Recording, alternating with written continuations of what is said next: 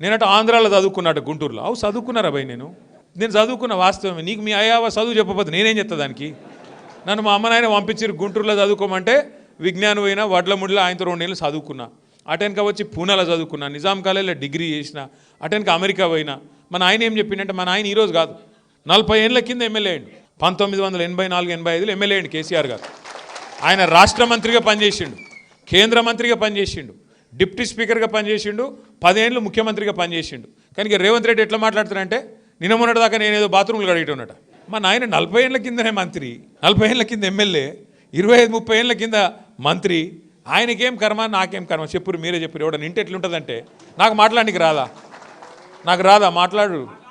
ఆయన ఒక భాషలో తిట్టచ్చేమో, నాకు 3 భాషలో తిట్టచ్చు తిట్టాలనుకుంటే. కానీ ఇవాళ నేను తిట్టే అవసరం లేదు రేవంత్ రెడ్డి గారిని. ప్రజలు మామూలుగా తిడతలేరు.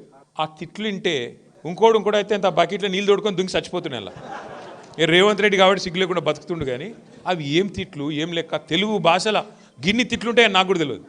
గన్ని రకాల తిట్లు తిడుతురు జనం.